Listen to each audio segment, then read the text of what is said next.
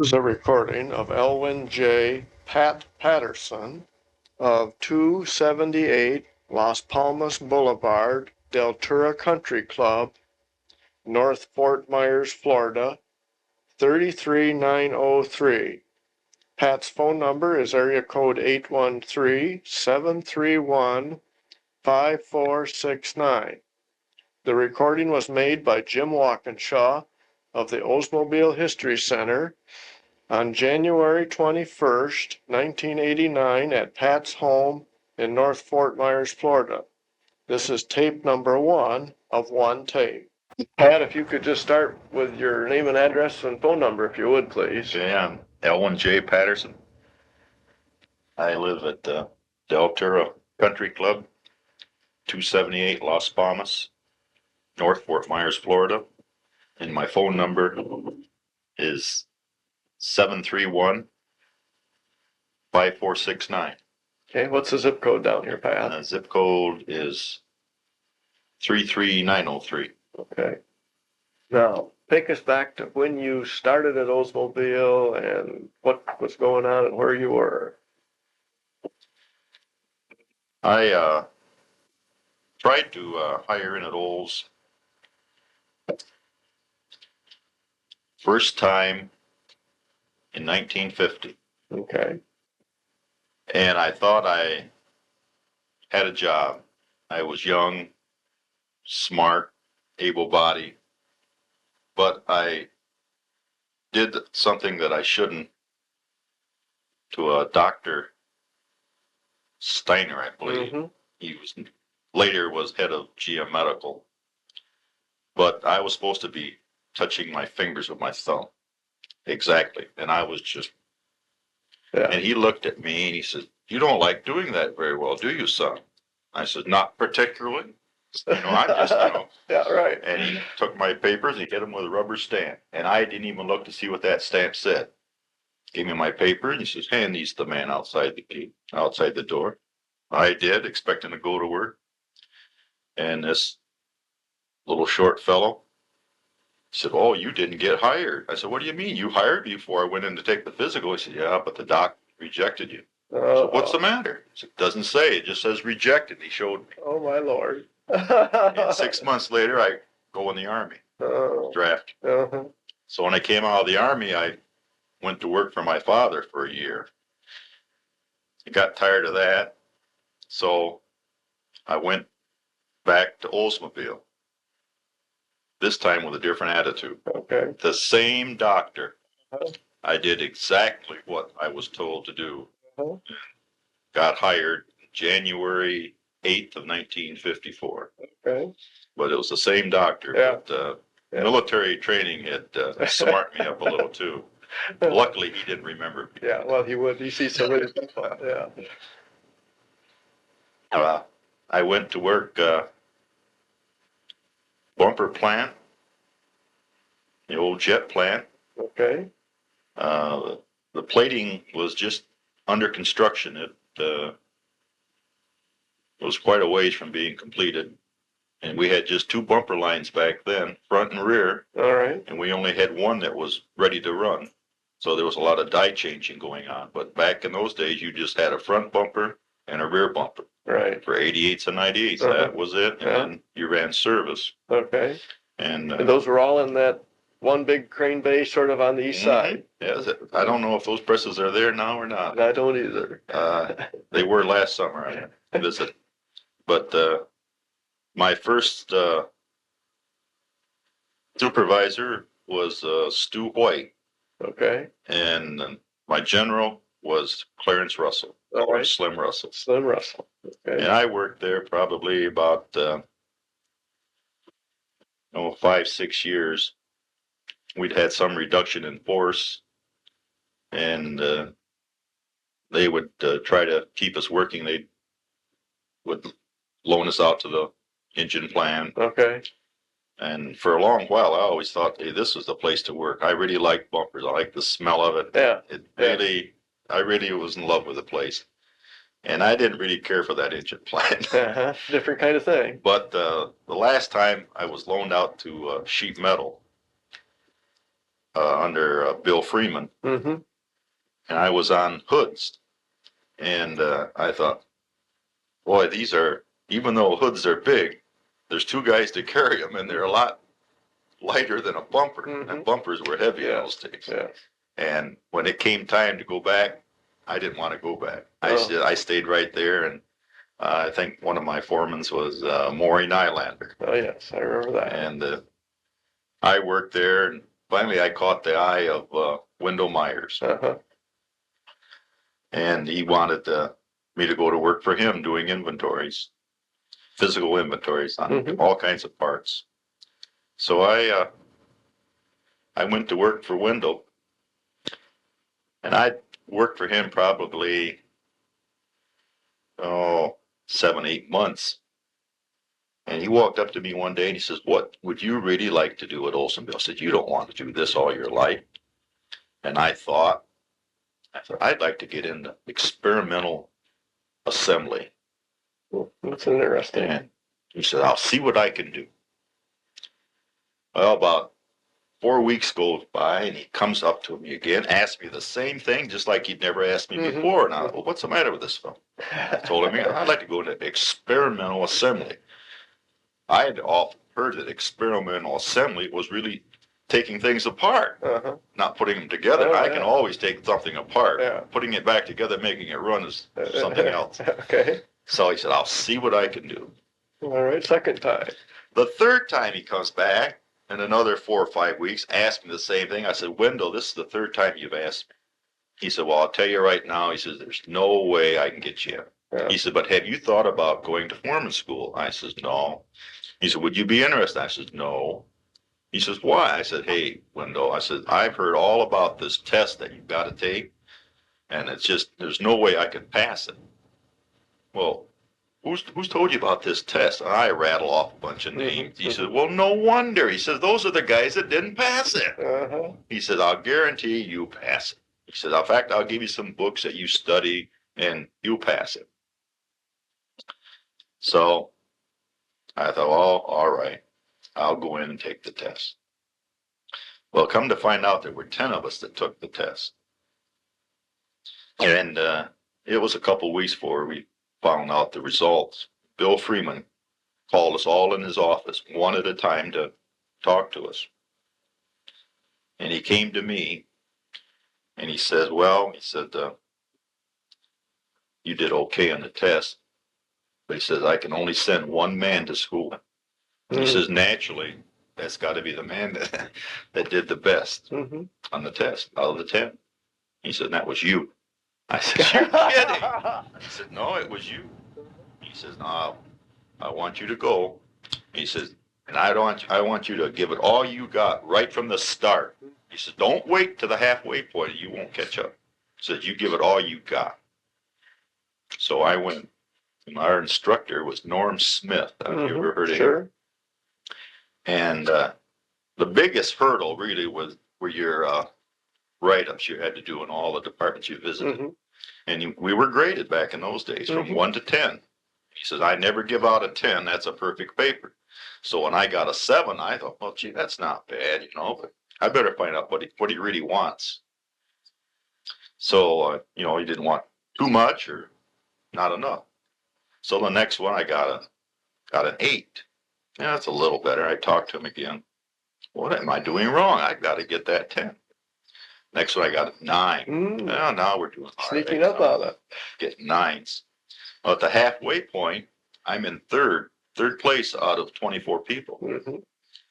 And I can remember anytime you had to stand up, give a demonstration or speech, if you were one of the top 10, boy, you got a lot of got the constructive criticism. If you weren't, why, they didn't bother you. So it came time, we were in reliability. And one of my close friends was Frosty Miller. Sure, I knew Frosty. Yeah. And he thought he had it made. And by the way, Frosty was in second at the halfway. I was in third. Well, I happened to get a 10 on that report. I don't know what Frosty got, but it wasn't a 10.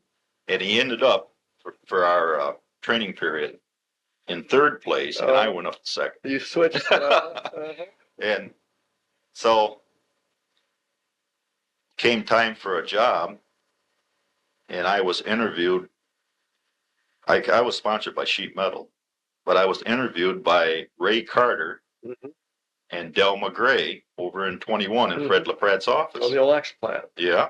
And it so happened that they had sent one man to school, a kid by the name of Smith, Ray Smith, I believe. And they'd already had a job for him, and they still needed another opening on the axle assembly line. They had a fellow by the name of Herb Schroeder who was retiring.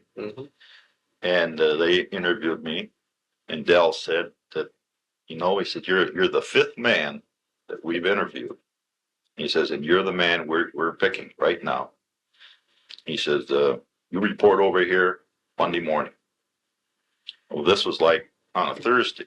So I went back, and I was on per diem in Sheet Metal under Judd Cordes. And I told Judd about it, but he didn't seem too happy. I can imagine you might not have. And I thought, well, my gosh, And came Friday, and my last day underneath Judd Cordes. No fond goodbyes or anything. I found out later that that they really their budget paid for my education, and the axle plant was stealing you, so to speak. So I went to work. Started on salary permanent the 15th of December of 1963 in the axle assembly line under Fred LaPrat. And I stayed there on that line probably for about till 1967 when I went into the presses that they had in building 21 and 21A. The little building there. But I'd been we had machining back then of Tornado rear axles. We had our own welder that we used to assemble the axle. We bought the differential from Pontiac.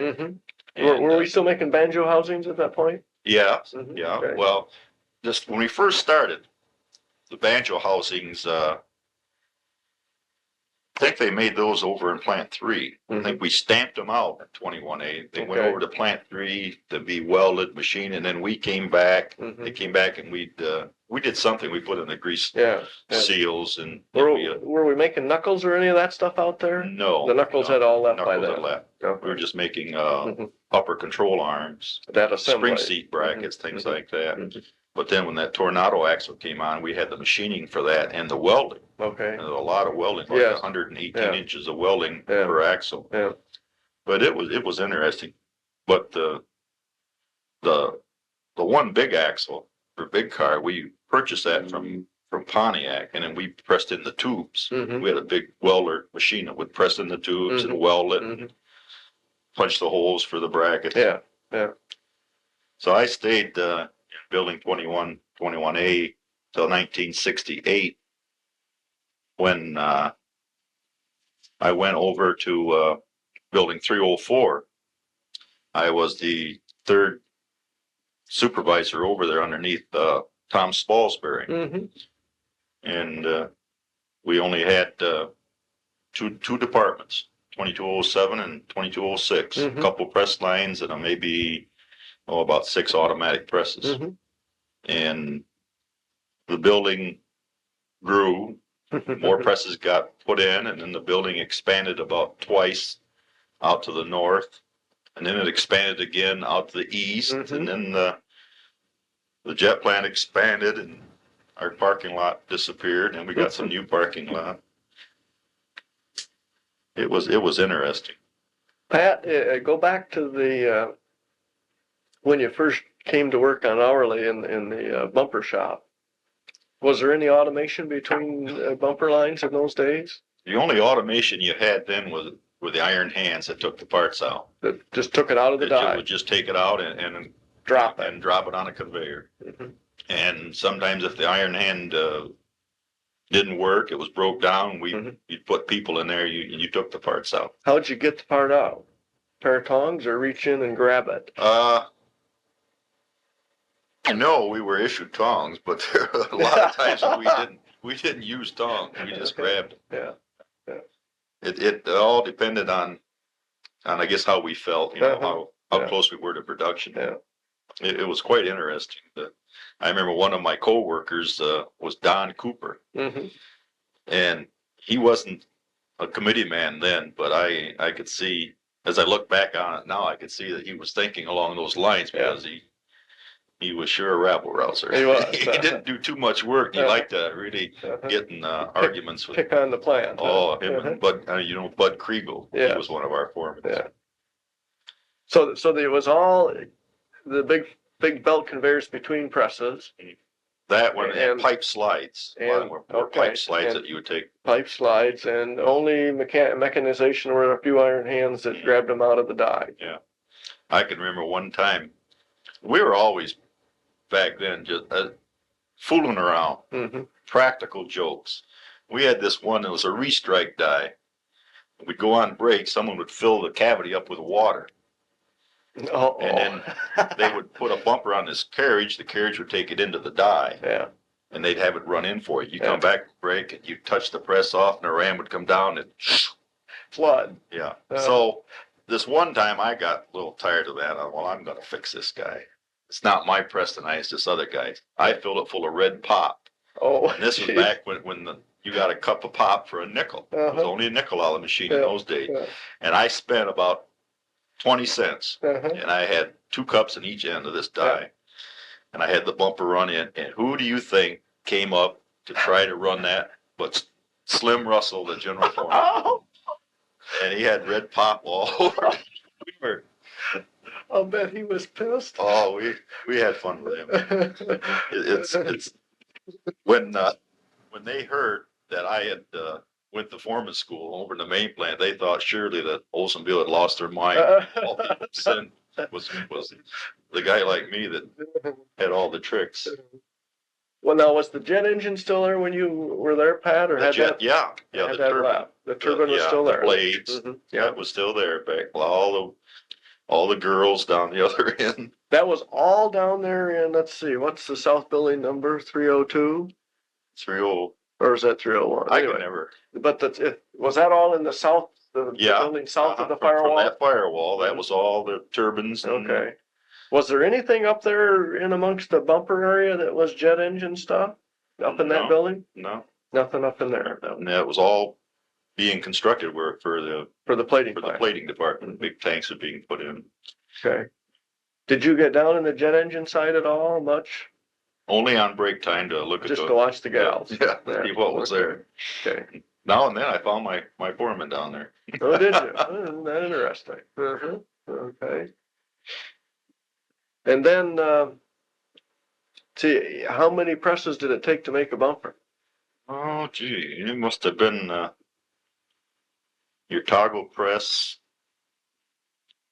couple trims, restrikes. Altogether, I'd say about 8 presses. And you had 2 lines? There were 2 lines. 2 lines. And heck, in those days, the supervisor never would assign you to a job. I mean, you had a toggle operator. He was a classification by himself. And that was his job. And the rest were press operators. And after a while, you knew that the end press, the bumper was lighter than the second press. Okay. So you would be to work sometimes 45 minutes early. So you sort of selected your own press. You put your gloves on this. You put your equipment, your gloves and sleeves and apron on this job, and that was your job. Well, sometimes you'd come in and the line would be broke down. And you knew that, well, if it's broke down, we were on the other line. Well, it was broke down. So you put one glove here and one glove there, and boy, when things did start up, if you miscalculated. You were in 2 places. Yeah. It proved interesting. Okay. And then let's see now, the axle plant. Well, now wait a minute. You said you went over to the engine plant on occasion? Just hit and miss. Well, I was over there probably a couple months for, I think it was O'Lear. And it was on a milling operation on the water pump. Okay. Back then they had a great big huge water pump housing. Yeah. In fact, it was part of the engine mount on the front. Yeah. And you had a big wheel, and you had a air impact wrench, and you'd slap them on one side to surface one of the sides, and the other side of the wheel you had. I don't know if we got the other side of that. I think we did machine both sides of that, and it just kept revolving around. So you're making cast iron dust. Yes, that would. That was down in 38 or 30, back into 36. One of those. Somewhere right up in there. Okay. But it was interesting. The axle plant, building 21A, was full of presses. The little press building. Yeah. The rear axle line ran. That ran from west to east, right by the maintenance crib. Okay. It kind of ended at that office area or the maintenance crib. It ended right at the aisle. Yeah. And across east of the aisle was production office, Fred Pratt's office, and reliability's office. All right. And then you had a monorail that you took the axles off the line. They went on the monorail, which took it down way past plating to the west to a transfer area where they were put into drag chain conveyors according to their ratios. Okay. And from there, they would be scheduled to final according to the teletype. All right.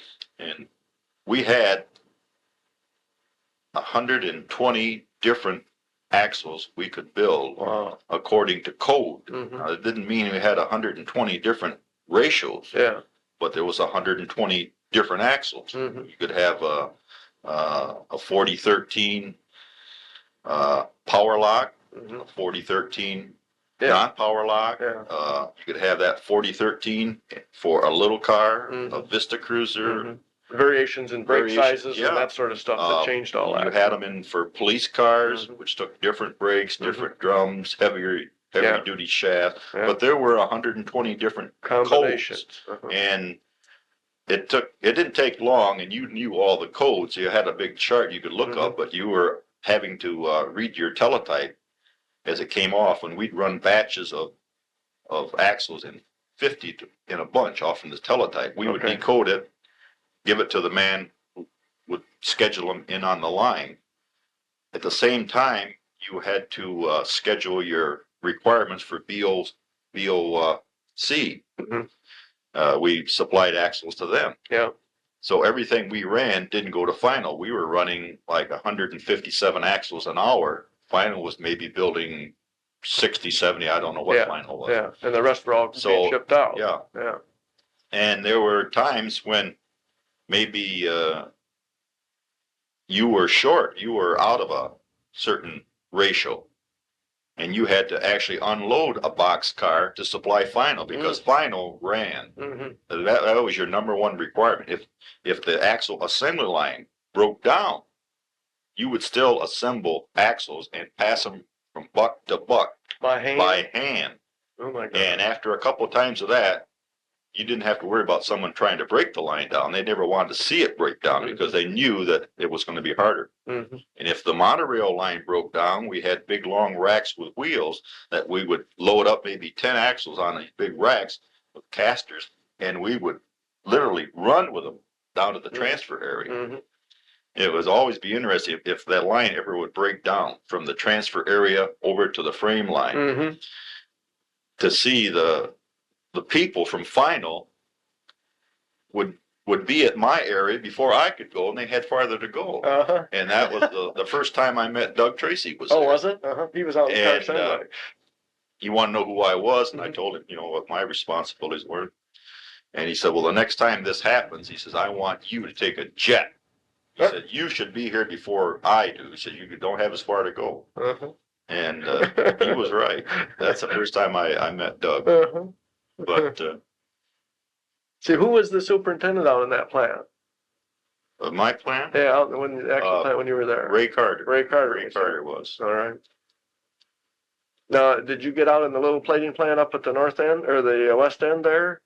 I'd loan people out there for jobs on weekends, so I knew what it was like. What were they making up there? If the bumpers were over at Plant 3? Well, they had plating.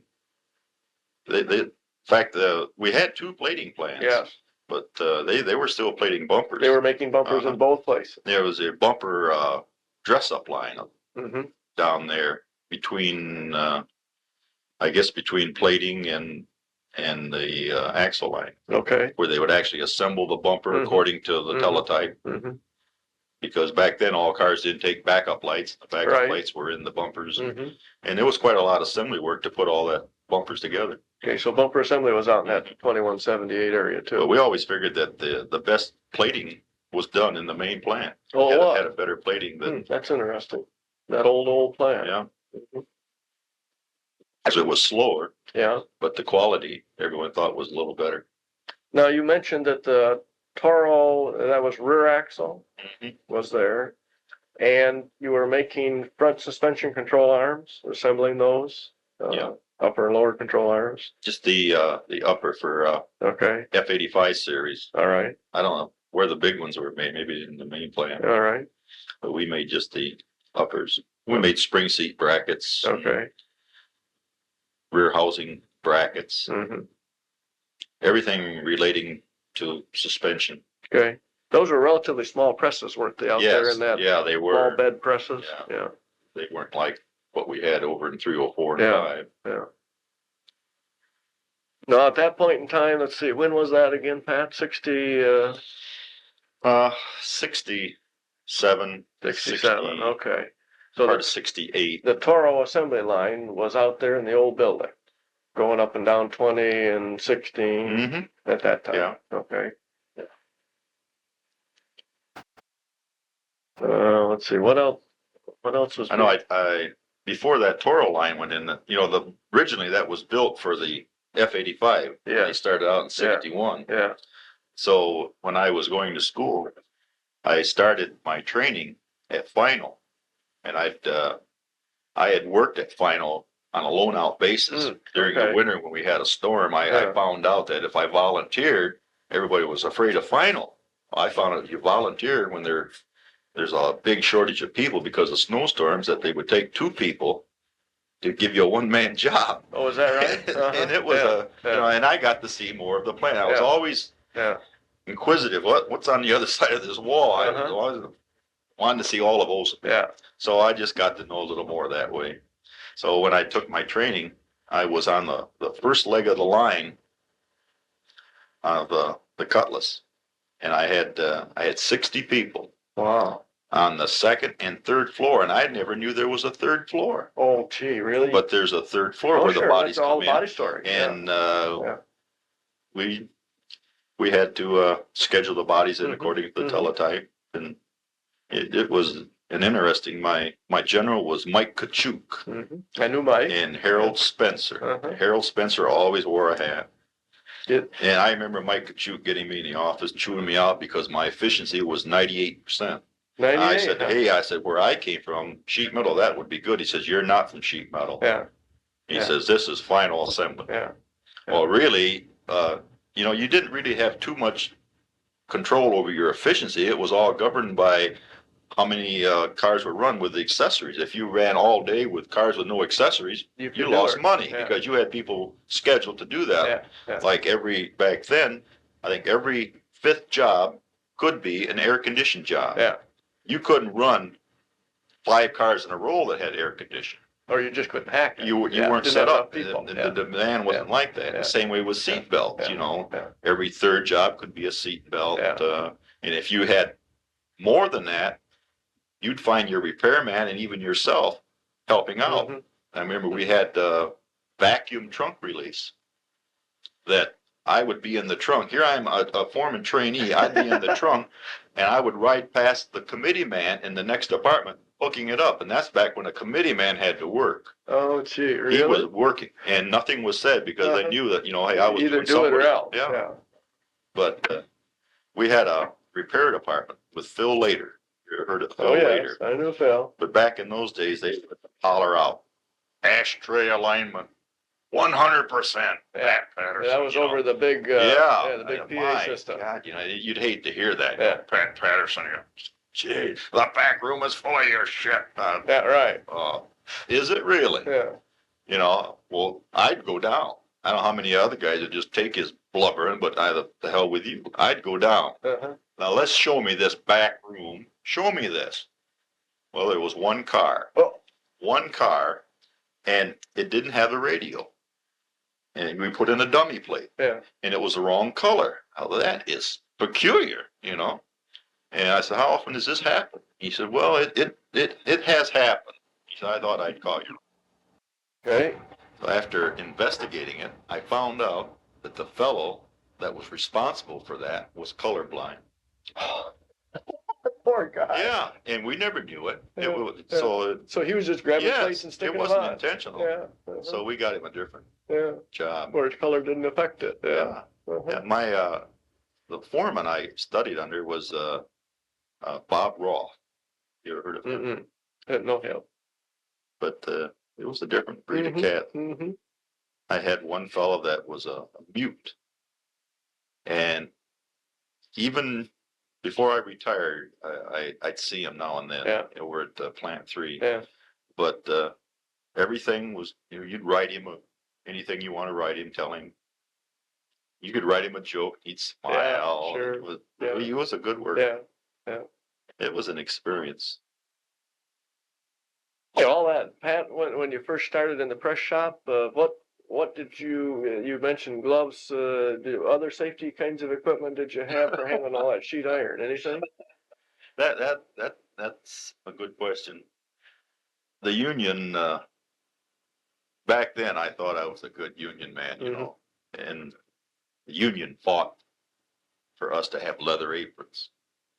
Well, they finally got us leather aprons, but they were little short ones.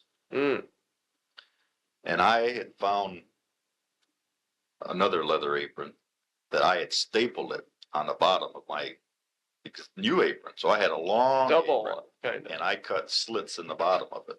And I remember seeing guys over in the buffing wheels on plating. They had those long aprons. Yeah. So I thought, well, mine will look like that. And I had my union buttons across and my name painted in 3 different colors. Yeah. And I really thought, boy, I was something.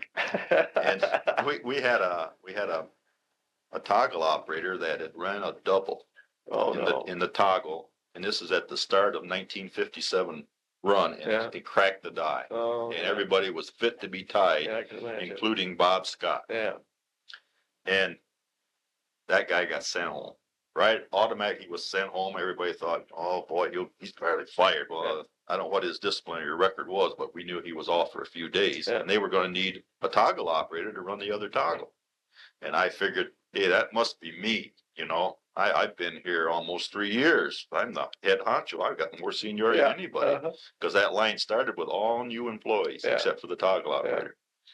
So lo and behold, after this operator had been disciplined and sent home, Bob Scott wanted to see me. I thought, yep, I'm going to be the new toggle operator.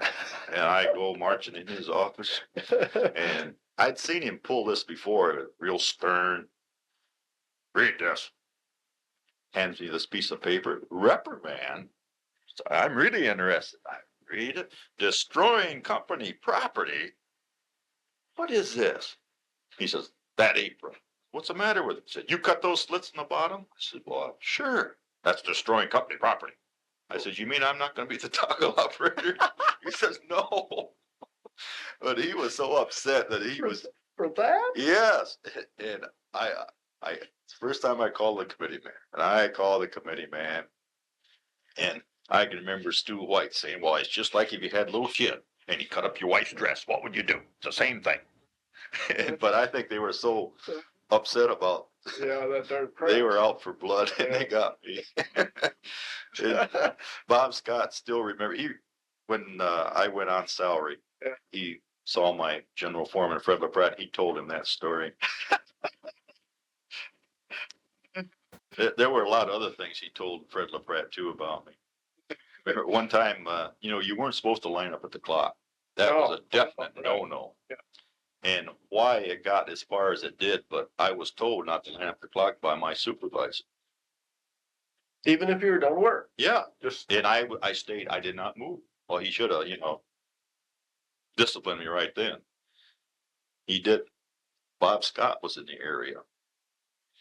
Bob Scott came over and told me. I moved. About 2 days later, I'm there again. Foreman tells me, got to hold Bob Scott again. Now, why Bob Scott would have to concern himself with a little elderly man, yeah. but he said, didn't I tell you it's Wednesday? What are you here for? So that was Wednesday. This is Friday. Uh-huh. Just smart, Yeah. you know. Oh, I'll bet that went over like a ton of bricks. But he remembered that story and was telling LeBrad about it. He said, undoubtedly, Patterson must have changed a lot to get where he is. Oh, shoot. Well, Pat, what do you think was what job did you enjoy the most during all that? I think having the rear axle assembly line was one of the most enjoyable jobs, most interesting, challenging to really be hooked right up to final like that and making your schedules every day. It really was interesting. Yeah. Well, can you describe a typical foreman's day? Boy, What you had to do, kind of how the day would go? well, I think that the most challenging, hardest was when I was in sheet metal over in building 304 Mhm. on in a line department. Okay. Where you had maybe 36 people and we had just a 2-shift operation. You would be on afternoon shift. You had one line, you had to run 8 hours, another line was 9 hours, and the third line was maybe 10 hours. You knew this when you came in, and you had to figure what people to put there according to their equalization of hours chart. So you had the right person who was entitled to the overtime, and I mean, people back then used to check. Did they? And How close did you have to equalize it to? well, within reason. Oh, So you did have a little leeway. yeah, we had a little leeway, maybe a couple hours. Yeah. We didn't get down to tenths or anything like that. But also with the female help, they could only work, I think it was 54 hours a week. Yeah. And if you're on, sometimes you came a Saturday and you needed people, and you'd been working 10 hours, you'd have 2 women to make up for one job. You'd have one come in for the first 4, another woman come in for the last 4, and you had to keep a lot of records.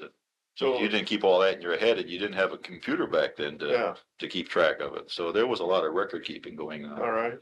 But I look back on it now, and I don't know how he did it. What kinds of things would happen out on the floor that the foreman would get involved with? I mean, you're making parts, but things must have been kind of, I don't know what you would call them, kind of a regular sort of occurrence each day. Well, like getting fired up in the morning. Was that always a task and a problem to get stuff going? And not really. Here at the last, I'd say 8 years, we were on 3-shift operation. It was more or less seeing the condition that the other shift left you in. And we were always, this was a new plan. Yeah. We wanted to keep it looking like new. Housekeeping was of a very importance, along with related to our safety. Yeah. And if we would allow another shift to leave a mess, we were responsible to make sure it didn't exist when we left. So before our people started, you'd make the rounds with the other supervisor, and you saw coil end or anything scrap on the floor, or mixed steel in a container, or steel parts in a container that weren't scrapped out. Yeah. Because if you didn't take care of it and your inspectors found it, then it's your scrap coming out of your budget. Yeah. And you wanted to look as good as you could. Sure. there were all kinds of ways of doing that. A lot of people just took their parts and keep them down the scrap bin, but that you're only shorting yourself into the ear and your steel. What were kind of the measures of a foreman's quote goodness? How did you know whether you were a good or not so good foreman? Well, you had your yearly appraisal. Okay. And you had your MBO, management by objective. Okay. That you set goals for yourself, and that you tried to reasonable that you thought you could make.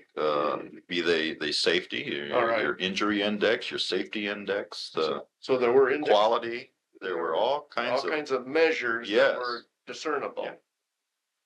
Yeah. Your material you used, your gloves, sleeves for your employees, oils for your compounds, lubrication for your parts. There are all kinds of different measurements. Was there any along with the rapport that you'd set up with your people? Yeah. I mean, there could be supervisors that didn't get along with other supervisors. I mean, how you got along not only with your people but with the servicing departments. If you didn't get along with machine repair, and you had something hot, they could look up, find all kinds of reasons. That's right. Yeah. So you had to learn. You'd be surprised what a cup of coffee do for you. In fact, that's where I got to like coffee. So, well, was there any particular push for one, like quality, quantity, safety, one over the other, and all of that? I believe there was with safety. Okay. Safety was of the utmost importance. That was kind of the number one priority. If it wasn't, you shouldn't be there, because it had to be number one. Okay. Safety, and then your housekeeping, and then you had those things going. Generally, production would take care of itself. But if you had a hazardous area, you couldn't expect people to be very productive working in an area like that. Yeah. And if you condone those situations, then you're not looking too good to other people either. Yeah. And there's other people around there a lot smarter than you that see this. So you're always on display. Yes. And your fellows like Bud Bordwin, he'd be making the rounds. He'd take a unsafe act tour. I believe it was every Monday morning. Now the supervisor is supposed to take it every day in the morning. And I can see how he would look at it. If he can go down and find someone doing something unsafely, then why in the hell can't you? I mean, are they doing it deliberately because it's me? I doubt it. They're doing it because nobody is stepping up trying to stop the situation. Because they keep doing it. Yeah. So it's not only unsafe acts, but it's unsafe conditions. Yeah. But that can really get nitpicking too. I mean, we used to have inspections, coffee cup inspection. I thought, my God, we were out looking for coffee cups when there's something else much more important. But still, that was part of the job. Yeah. Was the push for quantity there, Pat?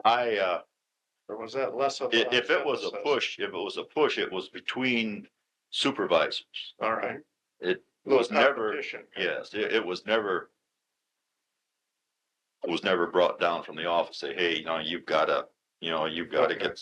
Yeah. You knew what your hot jobs were, and it was always competitive among other shifts. Yeah. One of our hottest jobs was always gas tank straps. Okay. We had probably 8 different gas tank straps, and each car took 2. We could produce only one at a time. Yeah. And so we would always try to beat the other guy. And I had the reputation that I could get more out than the other guy. And they could, how on earth? I said, hey, I utilized every bit of you only got 8 hours. I said, do I really? I said, I relieve it for break. I relieve it for dinner. Keep the thing running. Yeah. If you know a part's hot, it's having to run Saturday and Sunday. I said, Bud Bordwin or Ron Scott should not have to come down and see a press sitting there idle because it's dinner time. If the thing is hot, then you run it. Just that simple. You shouldn't have to be told. Okay, so those kinds of decisions were made by the operating foreman. Right. Okay. Right.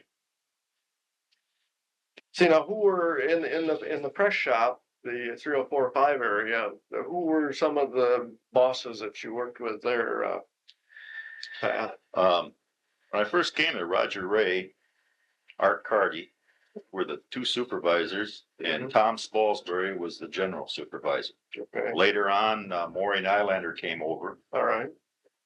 And then we got Sandy Sandusky came over from Final as a supervisor. Were most of these guys press folks, or were they coming from a variety of sources? Hardy and Roger Ray were, and Spalsbury, Sandusky, and most of them. Yeah. But Don Daggett from Little Presses, he came over. He had knowledge, quite extensive. But there were quite a few that weren't. They were just learning. Yeah. Right now, I think we had some people from the forge plant who are now over learning presses, and they're picking up good. They're good people. So when you first started in 304, the building was just 304. Yeah, it was just finishing, and there was only 2 lines of presses. Were all those little dinky presses over there? No, those are all empty. And just used it to store a lot of parts. Okay. And there was always a container shortage. And so that would never shut you down. You knew how many containers you'd had. And if you didn't do something within a few hours, you were going to fill them up. And then what do you do? So you'd have people that you take off another line that wasn't really that hot. And you'd have them take these parts out of the container and neatly stack them on the floor. Oh, really? And then layer them with cardboard and just tear them up. It was a common sight to see parts neatly stacked on the floor of the whole bay, and just to keep the press lines running. Okay. And when you got containers and they needed parts, you put the parts back in. I'm sure there was a special work order to cover your labor for that. Yeah. Because there was no way that you would just throw away labor. I was always noted for having a sharp pencil, and I knew more special order numbers than any. Like they'd come to me. In fact, I got in trouble one day. I think that's how I got my first incident report. It came from a general I had over in final assembly. He was on final repair. And I loaned him couple guys. He gave me this special order number. He says, anytime you need some hours charged out to help your efficiency, feel free to do this. Okay. Gee, that's nice. This is back when I was in 21 and 21A. So when I went over the 304, I remembered that number. And sure enough, it works across town. So, hey, that's fine. And it worked. And Sandusky say, how's your efficiency tonight? I say, hey, I charged out 2 guys. And we knew our efficiency. We'd figure it out. Yeah.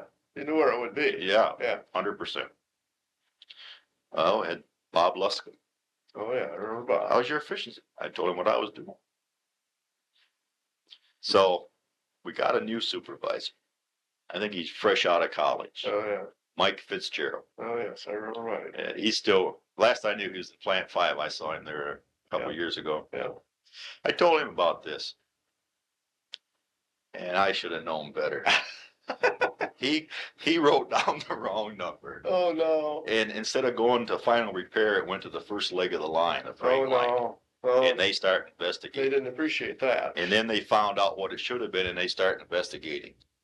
And I mean investigating. Yeah. I mean they dug out reports, the yellow copies, for months and months and months and months. Oh, gracious! And finally, Rex Carter got a hold of me. Incident report. Oh, no. And it made him feel lousy because it was right after he had put me in the top of the bracket. Yeah. I mean, I thought, man, the top of the bracket. Yeah, right. And I'd been on probably 5 years. I was in the top of the bracket, tickled to death. And then 2 months later, it gave me an instant report. Yeah. And he said, did Sandusky know this? Said, no. About Luskin? No. Just you. Is anybody else doing it? I said, not after today. But it had something to do with their budget at final. Yeah. Because they had to pay for those hours. Well, sure, yeah. And it it has was to be like paid somehow. Yeah, it was like over 1,000 hours that they caught just with me, and I think Fitzgerald had like 40. But that was hard to live down. I mean, everybody's saying 1401 account, Yeah. So I learned. Yeah. But like I said, I always had a way to. If I wasn't good, I could look good. Yeah. Okay. Well, that just meant there was a fair amount of pressure then to maintain your efficiency, wasn't there? Well, otherwise you wouldn't have to play that kind of a game. You knew that that was part of the things you were graded on. Was the new press shop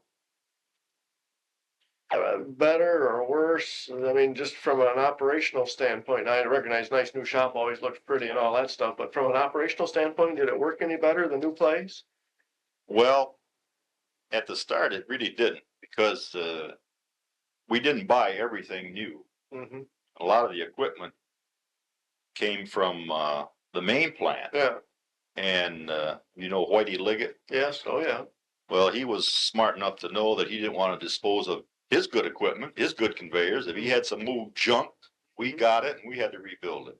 So consequently, we didn't really have the best equipment in that line of conveyors. But after a while, we did get new equipment, new conveyors, and things ran a lot better. Mm-hmm. Right today, it's really the main press plant now. Yes. That's it. Yes. We've got beautiful new Danley presses, fender lines in there, and it's really the line. See that? And we're getting all these parts from Fisher Body too that we're building. Body panels. Yeah. We've got deck panels that we never heard of. We never think of making a deck panel. Right. Roof bowls and things like that. So it's really a different ball game now.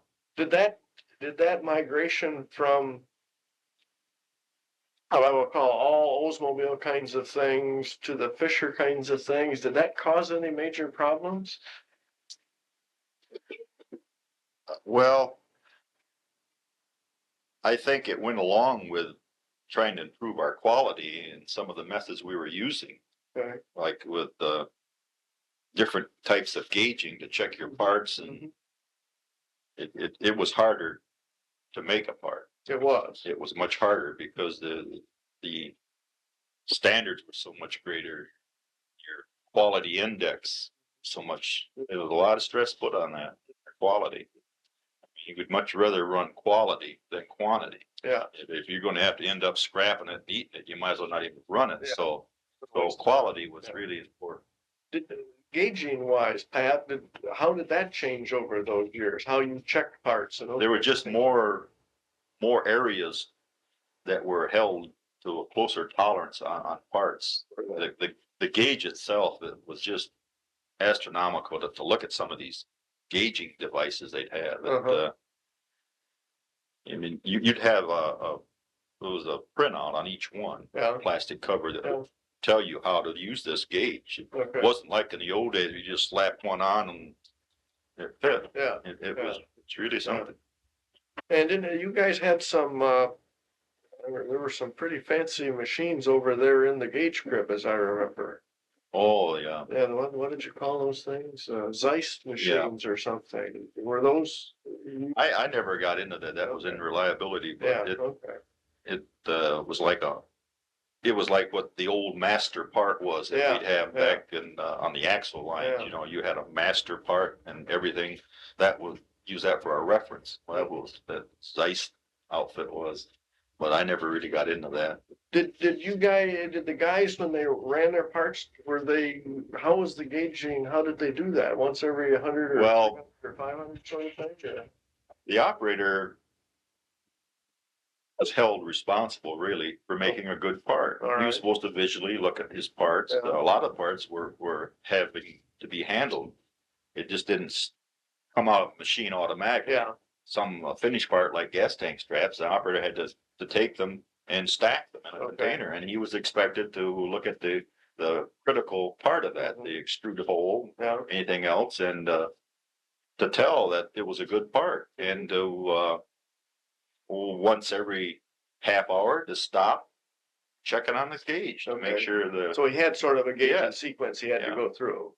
In fact, I don't know what they're doing now, but they were talking about doing away with a floor inspector. Oh. Okay. That the operator was inspecting his own part. He could write his own tag Oh, okay. to do away with that floor inspector. Make the operator responsible Yeah. for everything, so to speak. Yeah. Because there were times when maybe the floor inspector wasn't there to write a tag. The trucker cannot take the parts Right. out till there is a tag there. Yeah. The operation's down. Mhm. So Right. it would be best. I don't know if they've really done that or not, but Yeah. they were talking about it. Yeah. Did the quality of steel or your raw materials change any during Oh. those period of times? The much better grade of steel Is it? and different processes, more aluminized parts, zinc coated parts, and consequently, that's why we have our 100,000-mile warranty on rust For the rust of it. because of the better grades of steel and the processes that it Mhm. has gone through. Mhm. Where I think there's some car makers that still don't do that. I could look at some Fords and Yeah. see where they're rusting. Yeah. And I always used to have my car Z-bar, Yeah. and I Don't have to do that I don't do it anymore Yeah. because Yeah. what's the point if I've got the Right. thing guaranteed? Right. I'll try it. So, what? Who do you think was the best supervisor you ever had? All of that time. The best supervisor Yeah. to work. Yeah. I think one of the best and most enjoyable was a fellow by the name of Ori Bayshore. If you ever heard of Ori Bayshore, Never did. he was a nephew of Jerry Chumway. You know Jerry Chumway? I heard that He name. was general supervisor. Yeah. But Ori Bayshore, he's probably still over in the main plant. But one of the best generals was Ron Scott. Mm-hmm. He really knew how to get the best out of you. Mm-hmm. He really excelled, and I think he probably got a lot of that from his dad. Mm-hmm. Yeah. Who did you like best as your superintendent? Oh, I think Clay Mueller. Okay, how come? He he was really just one of the guys. He was right on your level. He was real easy to talk with. Yeah. And, good to listen to. Yeah. You could see right where he was coming from. Mm-hmm. Well, any other what I will call interesting happenings that might have happened during your career there that Well, shaped or either you or the plant or not that I can think of right offhand. what do you think was the most important event that happened during all the time you were there? Probably the most important event I think was the didn't really relate to me that much was the introduction of the Tornado. Mm-hmm. Okay. And being right there to watch the line develop and the prototypes being hand built at times, and being right there in 21A, I could always watch that going on. Sure. And it was interesting to see that. Well, anything else, Pat, we can think of? I'm kind of down to my last question, I guess. No, I guess that's about it.